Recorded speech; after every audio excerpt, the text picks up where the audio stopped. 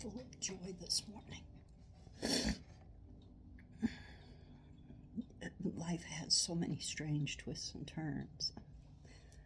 When you surrender to love, you surrender to a roller coaster. Maybe not. Maybe it's just me. But so many things have happened in my heart this week. Words of love spoken between myself and the one that I love so dearly.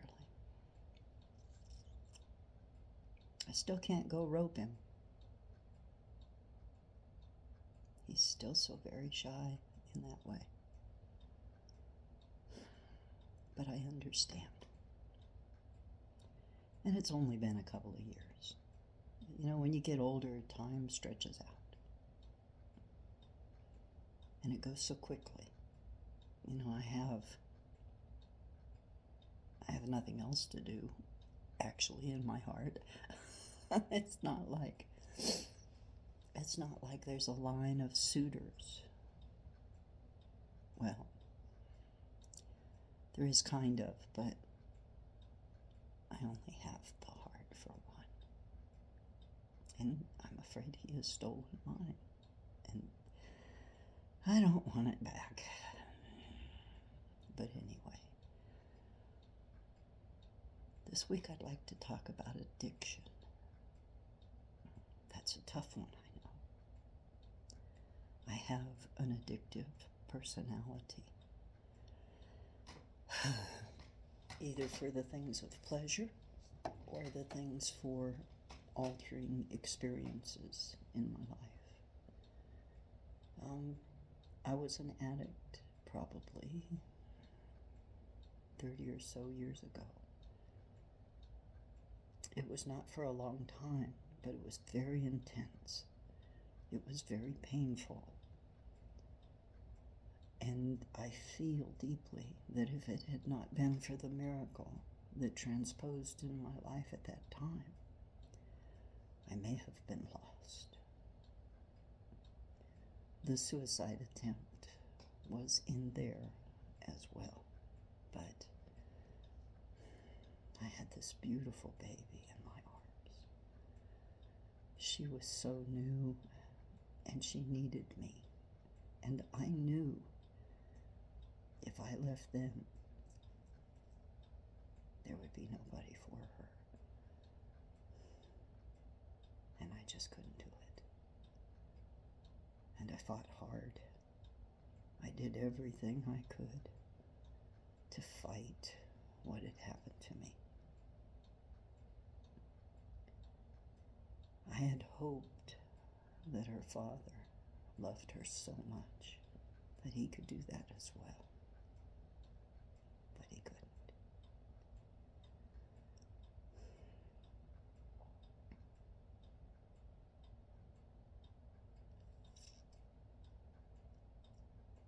I don't know why I would be any more loved by the Creator than anyone else to have the gift and the miracle of being saved from that. But I'm glad. I have you. And this most unusual but powerful love in my life.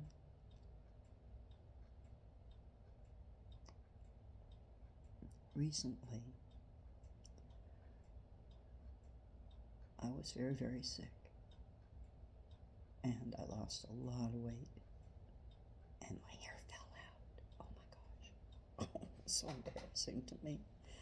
So prideful. So vain. But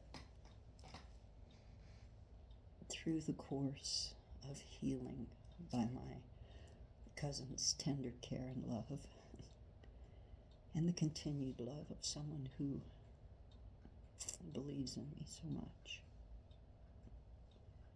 pulled through. But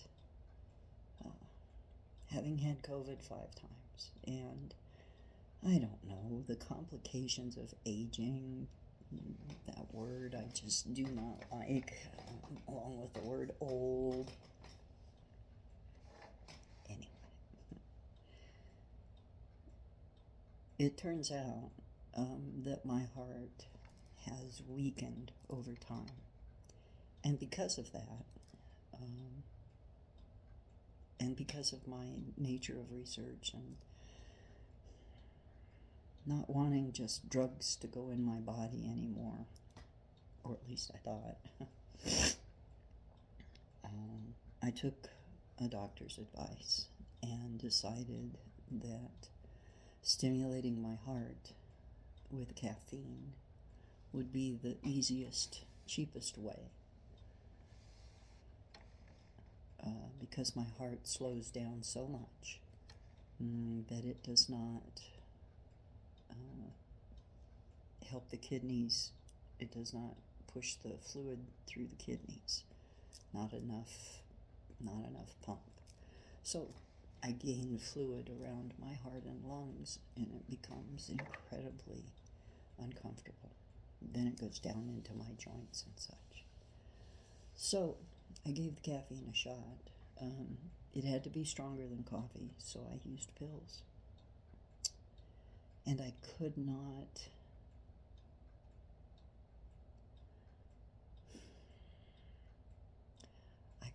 regulate properly. And the body began to, first of all, form an addiction to the caffeine. Everybody who drinks coffee a lot realizes that you get caffeine headaches and you can get sick when you try to withdraw, that kind of thing. I was up to over 800 milligrams a day of caffeine. My body seemed to be adapting to it, and I was starting to swell still. I didn't understand, my heart would overcome the caffeine, it would slow down. Anyway, I had to break that cycle of addiction. And I only know one way to do it, which is to simply stop. And that was tough. And that's what I've been doing for this past week. So, because of the intensity of how emotions and the body and the autism and, I don't know, the full moon, the sun throwing energy at us, all of that, it was very hard. But I sit here this morning joyous. The addiction had been broken. My body has returned to a status quo. And I'm starting over again. More mindful this time. And I think in the beginning of June, when I return to Wyoming, I will make a new relationship with my cardiologist and see if we can't plan a very specific way to deal with this problem. I tried on my own. I had a little success, at least enough to know that there's hope down a pathway. I encourage you to explore your medical process. I encourage you to look at your addictive natures and be very honest with yourself about where you stand and your benefits and the things that don't work. A lot of the medications that are given out to people for pain and other things are addictive. But having been in that pain, I do understand that anything, including hitting your head against the wall to make it stop. So there's a process we all have to come through, especially as we age. And those of us who are highly active and broke a lot of things and probably abused ourselves way too much, we have to now deal with this. And I know from the comments and the letters that a lot of us are dealing with very, very severe problems in our aging, and this all affects our independence. I am so fierce about my independence. Perhaps that's why I work so hard to figure all this stuff out. I love you all dearly, and I do understand. I have my own demons to rise above every single day, and I won't give up doing that. The battle has become as much my life as the freedom from the battle. I know that this morning my heart is joyous. I know I feel full of love, and I feel this for you. I ask you to bear with me. I will be moving back to Wyoming at the end of the month, and of course changing my P.O. box, but it's going to make things a lot more complicated as far as just sitting down and talking and whatever. I have a lot of packing and sorting and figuring and all that to do over the next couple weeks, and I ask your patience. I will play for you as much as I can. I will talk and speak my journey, my truth, as much and as often as I can. And we'll get to Wyoming. You'll like it there. You will. It's beautiful. But this talk this morning is probably more of a highly personal nature. I wish to do that with you, as though you were my dearest friend sitting across from me. I believe if I share some very important things, we can figure out how to get through them together.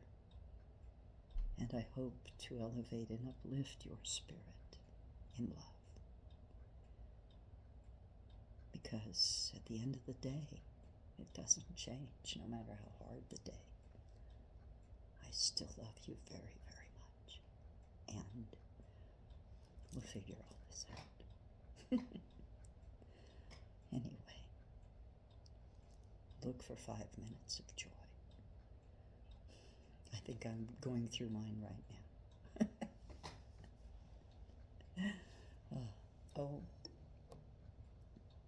This is now a slice of lemon in hot water. I don't think I can give up coffee, but I think I can temporarily change my life around to accommodate a new reality. And I'm just too stubborn to give up everything I love. But I might have to have a little less. Well, we'll see anyway. It doesn't taste bad. And it does help with the morning processes, as we all know. Take care.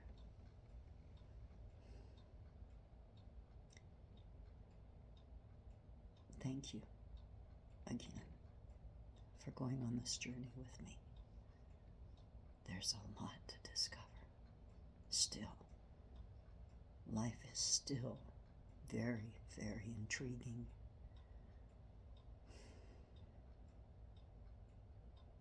And there's something about not knowing what the future holds, yet living every day as though it's your first day, as though it's your last day, as if you'll live forever. somewhere in all of that is the true meaning of life. Let's go find it. Let's go together and find it. I love you so very, very much. Stay. Stay. Let's go find it. Bye-bye.